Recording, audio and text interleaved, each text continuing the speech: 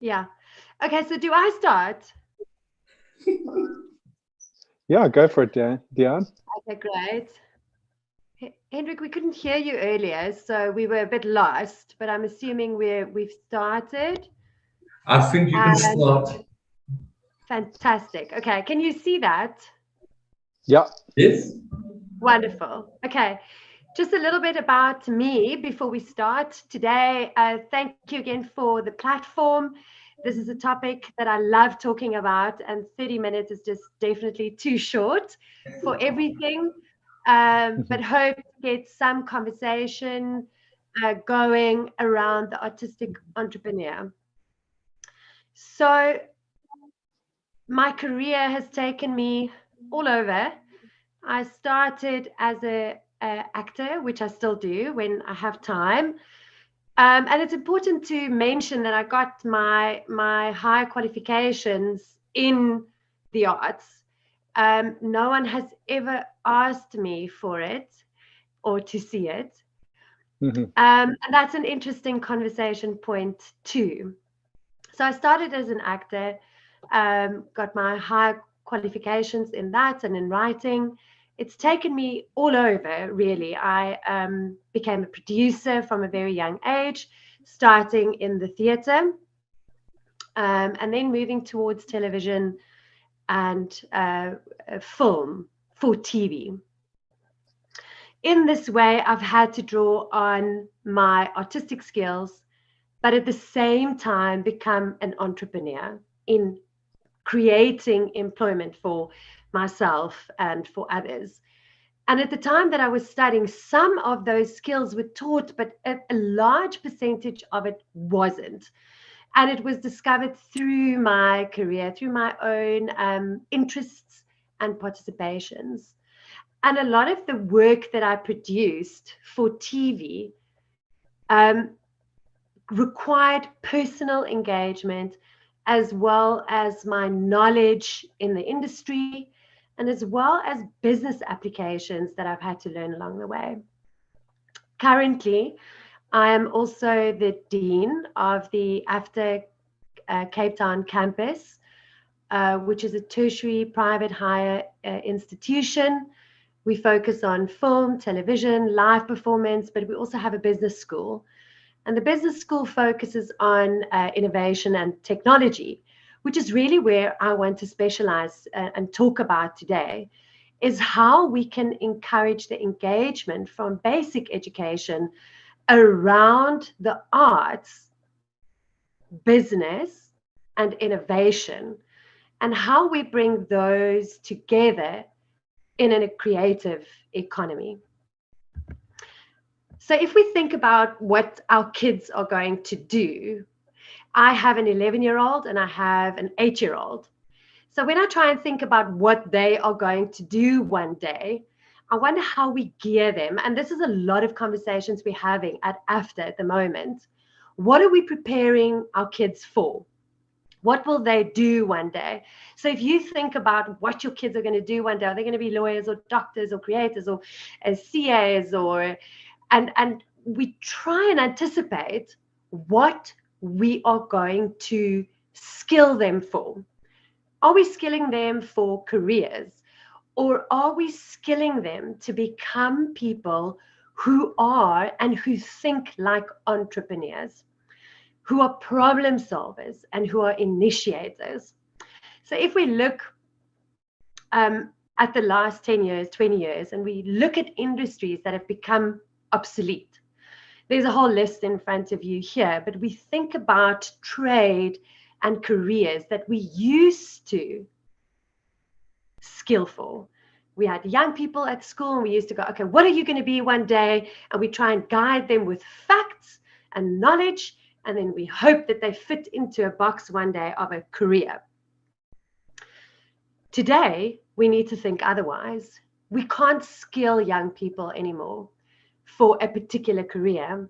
The notion is that young people will have many careers and will draw on many fields of expertise to create their own careers. So if you think about obsolete careers, these are but a few of them.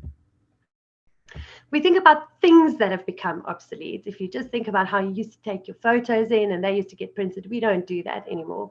Video stores, CD players, video machines, landlines, pagers, road maps, phone booths, the yellow pages, typewriters, all of the things that we used even 2 years ago, 3 years ago, are no longer there. And we need to be able to apply our kids' knowledge and life skills to be able to be adaptable to what's coming. If we look at the last 10 years and careers that have been created, that have started due to technology, due to industries changing, due to skills changing, we wouldn't have thought that some of these careers would exist today. A chief listening officer. Who would have thought 10 years ago that that would have been a career today? We look at social media platforms, managers, content and data that's stored in clouds. Again, things that we would never have imagined before. And how we are going to gear our kids for what's coming. So I want you to take a moment and just think about, if you do, or your students or your own kids, what are you gearing them for? What will they be doing in 10 or 20 years from now? Will you be gearing them for industries and careers? I think not. I don't think we're going to be gearing young kids today for a particular career. So how do we get them ready to be influencers, to be entrepreneurs, to be able to create jobs? As technology and the fourth industrial revolution pushes us forward at lightning speed, one thing has always remained constant, and that's creativity. If we think about a surgeon who's conducting a surgery from one country to the next robotically, someone had to apply knowledge on surgery and technology creatively to be able to make that happen. Albert Einstein has the best words for me around creativity, and I put some of his quotes on the screen. But the one really that stands out for me is the true sign of intelligence is not knowledge, but imagination.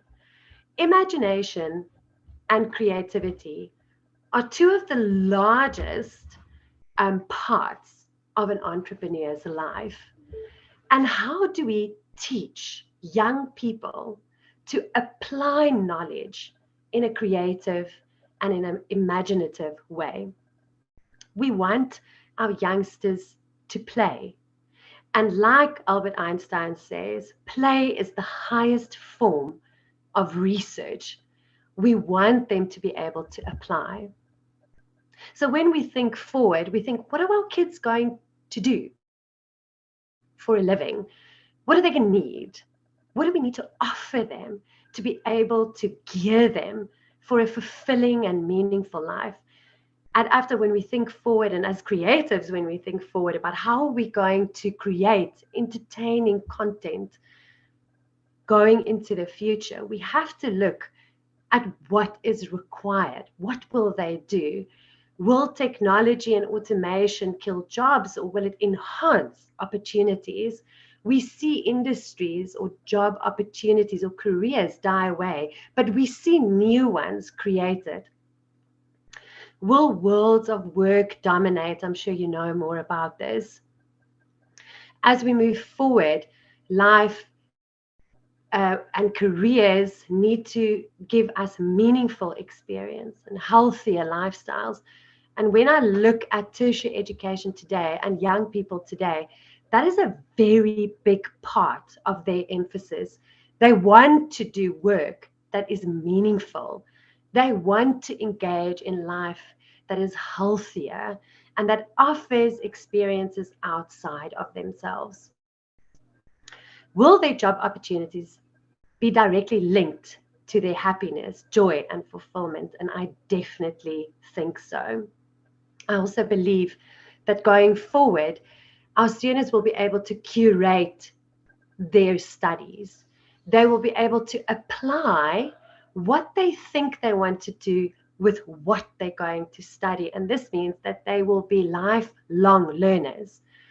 They will curate courses and degrees for themselves. And this would then mean, what do they study?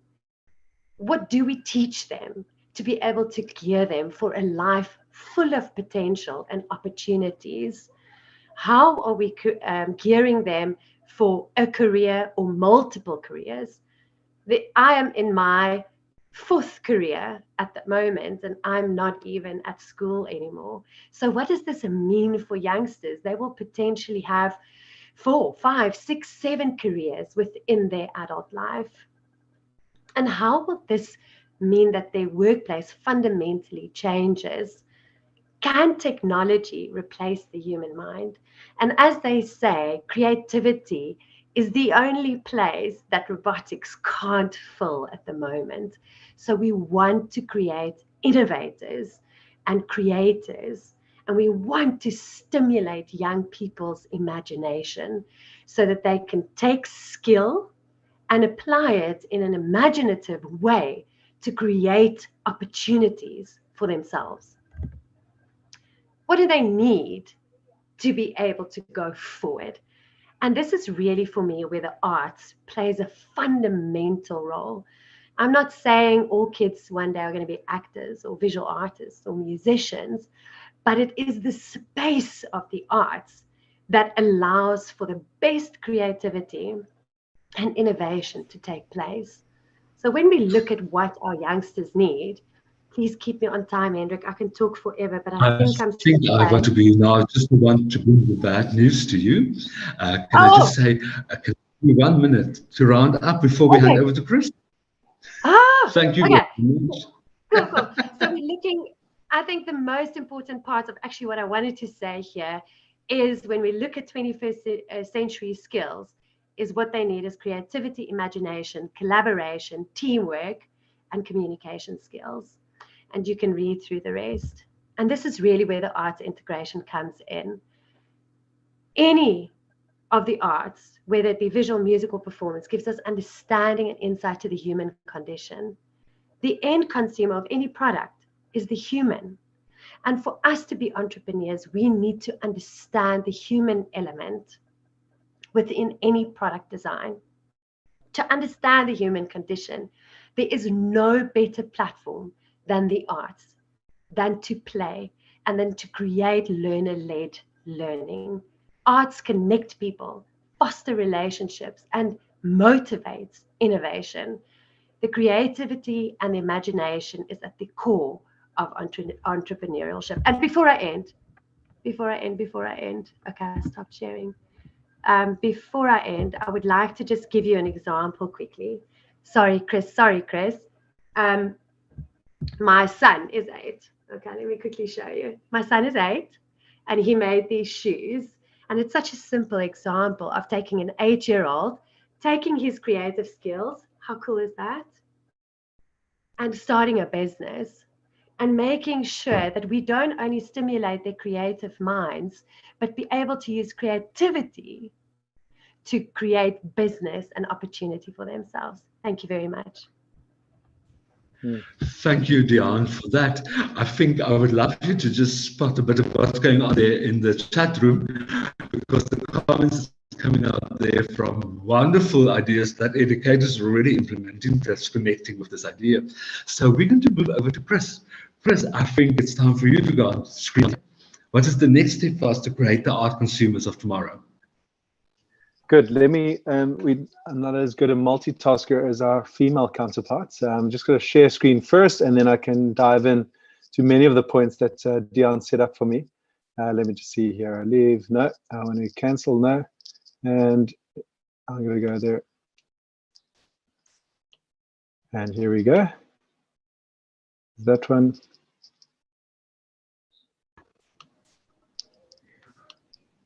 Hi, Chris. Sorry, this is Peter from Technical. If you do that again, share screen. Application window is what I'm looking for. And I'm trying to see the PowerPoint so I can load it for you. I did pop it to Werner. Has he got it, or have you got it, Peter? Give me 1 second. Just give Peter, but you talk so long, Chris, while Peter's trying to get hold of the... No, I don't. I can That's find fine. it for I'll you. do it this way around. I can actually share my screen. There we go. I can see you sharing your whole screen. If you just pull your PowerPoint Okay. up quickly. And then what I'll do is I'll do that. And then I'll There we do go. that. And then if you just, there we go. And just present. Very, very good. Okay, good. Diaan, I'm so excited to hear all of those points. We're right in the middle of the road of all of those things. We both have an 8-year-old son. And so we're both also considering, the conceptual versus the reality of how to prepare and foolproof our children for this future that's, as you rightly pointed out, it's hard to know how to prepare for. My presentation here is just an illustration of one of the points that I wanted to make, but I have 3 small little anecdotes or stories that I wanted to share with you and also with the rest of the participants. I think the most recent one is a very simple one. Chris, one thing, if you just go to the top and just say share your video, then people will be able to see your slide and video. So if you slide up to the top, share and sign in. No? Have you got start video there? No, don't do that. Don't worry. We'll just go as we go, and let's not mess with what you're doing. It's working. So back.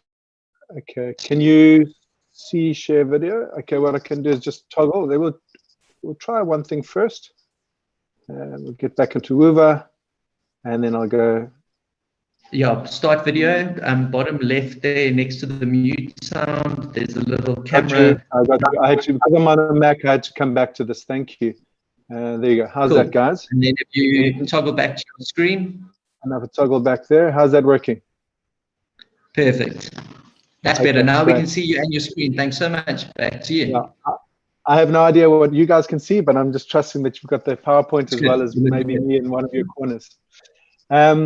Yes, I think that the first one, I think, Diaan, you're going to enjoy this is, so my young son wants to make money from his plants. I mean, he's got quite a nature child. He loves animals and plants, and he's been growing and taking little slips, etc., and creating. He's probably got about 75 to 100 plants, and he's got this idea that he's going to make money from that. So I say, okay, well, let's be practical about this. Let's go do our research. Let's go check out what our competition is doing. So we go down to a flea market and car boot sale, and we noticed that there's a hell of a lot of people selling plants, and typically most of them are retired people who have time on their hands and are doing like really beautiful things and selling them for 10 to 15 rand. And I'm looking at this and I'm saying, there's no business model here, Seven. My son's name is Seven. There's no business model here, my boy. You're wasting your time. And then later on that evening, when I was just discussing with my wife, I really regretted it, because what I did there was I protected him from outcomes that were just based around economy. And he had a passion for growing slips and making plants and cross-pollinating. And there's stuff there that could be a lifetime worth of enjoyment and passion that may one day lead to making economy or making money or not. But what I did in that single kind of demonstration was thwart or stop or cut off his ideas of going with that project. And so when I was thinking about what you were letting me know in your presentation, Diaan, I was thinking about like, how do you future-proof your children for this? And in 2010, I stepped into a classroom for the first time as a teacher, and I was looking at these grade 9s, and this was at Redham, and they've got a system where you actually have a crash course in every single one of the subjects, just so you can get an idea for your majors in kind of 10, 11, and 12, and so they had up to 10 subjects that they were taking on. They had extracurricular activities. They had sports. They're all on their iPhones or Blackberries. They've got weekend socials that they're planning. They're teenagers, so they've got pheromones and hormones coursing through their veins. And I'm looking at these kids, and I'm there to teach them design or art. And I felt the kind of the gravity of what I was of what these kids in my mind must have been, the pressure that they must have on their shoulders. But what I saw in them was a complete buoyancy in holding all of these pressures. They could handle that. They didn't. I realized that I was the one setting or projecting limitations onto them because I was comparing them to my school years 20 years prior to that. And what I realized is that our next generation are so adaptable to these technologies and to accepting the world exactly as it is. They don't know that they're inheriting a world which is, a degree or a percentage worse than the one that I inherited, and so on. And so that gave me a huge amount of encouragement for that. So if I tie up the two stories, I think what I wanted to say to most of our attendees here who are teachers and in the layman's teaching that I've done as well, is that especially at the younger levels, when you look, there's an exponential there's an exponential kind of earnestness or importance to the education facility to kind of produce these children as young adults into the world and to hopefully for them to get jobs and earn money, etc. That's what Diaan was saying. And there's, we've got to embrace a whole lot of technologies, a whole lot of ways of thinking. And but how do you nurture those children? And it almost feels as if, okay, what do we bring to that? But then I think of Sir Ken Robinson, who's now passed a couple of years ago, and he had that famous TED talk on schools killing creativity. I think I'm sure some of you or all of you have seen that, and if you haven't, please go look out for it. I still think it's one of the top TED talks. And the idea is that these kids arrive curious, and they arrive adaptable, and they arrive with yes, yes, yes. They haven't learned the power of no yet. The skin is beautiful. Their hair is growing. They're growing up. And if you look into those children's eyes and stuff, you just get so excited by the prospects that are ahead of them. And they're just so wonderfully adaptable, and they're born for change. The older we get, the more reluctant we are to change, and the more difficult it becomes for us. And so I start seeing my role in that, and making sure that we are just really facilitating and holding back those pragmatic ideas around, oh, this won't make money, or this is not going to make you happy, or do you know how difficult this is, etc. And from that launching pad, I'm just going to go into one of the many aspects of my life. There are many projects that started at, if you're years later or months later, I look back and say, geez, if I knew how much effort or time or energy or how frustrating this it was going to be, I never would have taken this project on. And I think that is one of life's principles. It just lets you see enough to keep you interested, to keep you going. And if you're not that interested, you would never started in the first place. But in amongst that, while you may never have hit the mark where you thought you were going to, making the money, turning the world into a better place, turning out that many units across the world, X amount of YouTube people over this subject, you might have an idea that starts you, and even though you may not reach that destination, you may be taken down a myriad of different other paths which are far more enriching, which have taught you so much more. And I think that's what I was the general point that I'm trying to get across here is just seeing myself and trying to, as a parent and as a teacher, projecting my limitations and withdrawing that, and actually seeing myself as just being along for the ride with these very curious, amazing possibilities of children as being our next generation. We're going to come out with the solutions for the trouble and the world that we've kind of passed on to them. I love those Einstein quotes that you brought up earlier, Diaan. And I think I saw one that he says is that you cannot solve the problems with the same thinking that created them. And so I think I'll just let that comment rest for a little while. You can't solve the problems with the same kind of thinking that created them. And that's I think sometimes I need to get out of the way of these new thinkers coming through.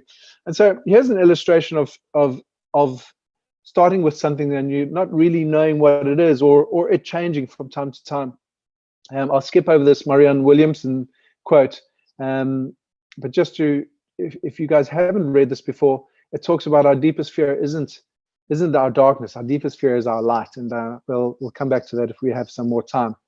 This story starts with this discovery over here. Some of you may recognize that as Robben Island if you've gone there before.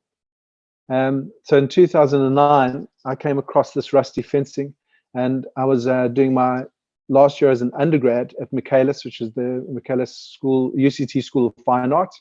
and I was an installation artist with environmental concerns. So effectively, I was looking at taking detritus or thrown away objects and reinterpreting them to comment back to the communities or to the society that in this kind of consumer behavior that we've all inherited or embraced, kind of just rejigging that in ways that would make people rethink how they've thrown away. So often these objects found me, and in this particular one was this rusty fencing, which no one really gave a second thought to. But I looked at this and I thought, oh my goodness, this is like our South African Berlin Wall. This is a precious metal that represents not only the apartheid regime and everything that stood for, but also the liberation of that and what was born out of that in the Rainbow Nation, spearheaded by people like Nelson Mandela, of course. And so I negotiated for that to come onto mainland, and from there I started processing it initially for my art. Won the Spear Contemporary, which is South Africa's biggest art competition, if art can be a competition, I guess. But it just gave me a launching pad coming straight out of UCT and to start building my brand as an artist. And so those are literally all the pieces that I was able to rescue and then process. And then what I'm showing you here is 10 years of a breadcrumb trail of all the different things that were tried and tested and developed and done. None of which I would have known on that fateful day when I discovered this rusty fencing, but each step would give you more of an idea of how this has developed. That was Nelson Mandela's cell, made to scale, and so it really gives you an alarming idea of this tiny little space that he and other prisoners spent in almost effectively solitary confinement, because they were confined to that for at least 18 to 20 hours a day. This was at the Apartheid Museum, all using this old Robben Island fencing, some scaffolding which I negotiated. And in the background there is actually the FNB Stadium where the finals of the World Cup World Cup soccer had taken place. And of course, none of that would have been possible. South Africa, no one on the continent has actually hosted such a big tournament. And we certainly wouldn't have had the chance had the inevitable changes and to apartheid not happened. I'm sorry to interrupt you here. Do you think it's possible to round up? Yeah, I'm going to do that now. And so I'll quickly, what I wanted to say is I started a social enterprise as well, which had this idea of using this material in recycling and then creating jobs in the same time. Just a small metaphor of how one person with one project could employ 10 people and so on, so on, so on, so on. It was a frustrating process because it never really kind of got to the degree that I wanted it to. But in the end, after all these projects, we finally, through the World Design Capital, got to this project, which was kind of my swan song before then having to go and create an economy and open up another business and be an entrepreneur of another kind. But I just wanted to illustrate there how something that anyone would have gone, there's no business here, became a big business. And only 2 months ago, although it took 10 years and it went via London and Oslo, that work that's pen is mightier than the sword was bought for $100,000. And so these things, you never know what they will become or what you're going to do with them when you start. But in the end, sometimes it has a happy ending. And but certainly it's been a huge lesson for me. And I've learned so much along this for business, politics, social enterprise, learning about being a South African, making a business in South Africa. So I hope that illustration was useful for some of our attendees and illustrates how important it is not to thwart the initial ideas of our children. Thank you so much, Chris. Thank you. Yeah, thank you, Chris. I think if I look what happened in the chat room on the side, it's a enlightening experience. I think just looking and listening to the two of you, and I've realized that we are missing something so importantly to bring to the table. If we were to get for them, if we were to move forward, if we were to create success, this is actually the fact. We don't always have the time, but I think this is where the creative people kick in. Creative people will find the time to bring the curriculum that we need to move forward. So we are now ready to move on to our next 3 workshops that I will introduce to you. But before that, I think it is so important for us at this stage that we get you to actually communicate and engage with the platform as well. Thanks to those that are very eagerly involved in the site. I think there's a lot that we can learn from every single comment that's coming up. But to do that as well, I think it's also important for me to just take a look at the fun. The fact that there's a lot of prizes available, that there's a wonderful fresh variety of this content, especially designed to make it work. So if you can get your medical gear out, practice your basic tools, get your medication, sort out that you know what's happening so that you can stand in line for some of the prices that we put on offer. So I think we're ready to introduce agenda, and that option was to select between 3 workshops in. The first workshop will be kickstarting creative art education through collaboration. I think very, very crucial thing, very crucial topic that will be hosted by 2 people. Alison will be the chair of that session, of that discussion.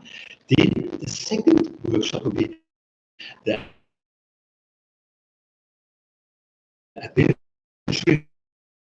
arts, developing art teaching resources beyond taking us somewhere. So it might be very interesting to discover what's like beyond. Then the last one, of course, is something that I'm passionate about as well, and that's the space of Indigenous music in our country. I think that's something that we